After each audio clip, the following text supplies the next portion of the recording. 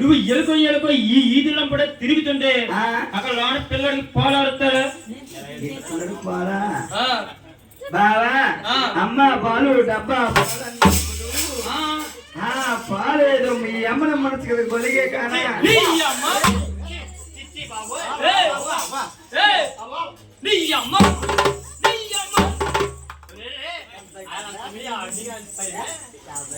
మరి అంతేనాక పెళ్లి కూడదండి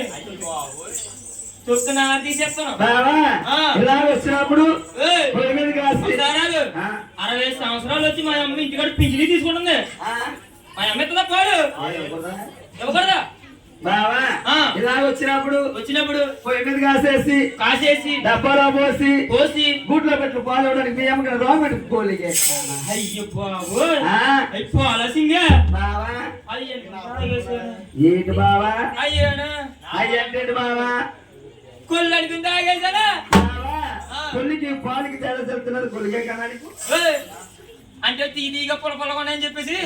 తాగేసినా నువ్వు తాగేస్తే అయి తాగేసిన తర్వాత నాకు ఎలా ఉందో చెప్పనా అయితే తాగేసిన తర్వాత నాకు ఎలా ఉందో చెప్పనా ఆహా బాగా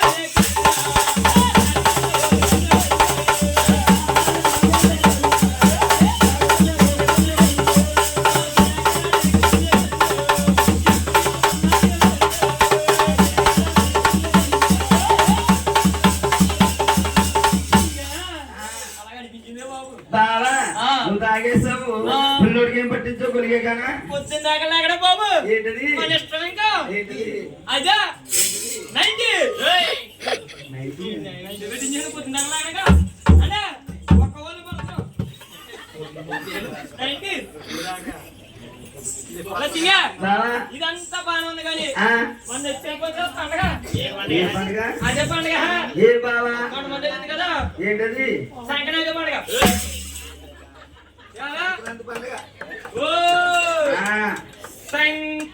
సంక్రాంతి పండుగ ఆ పండుగ రోజు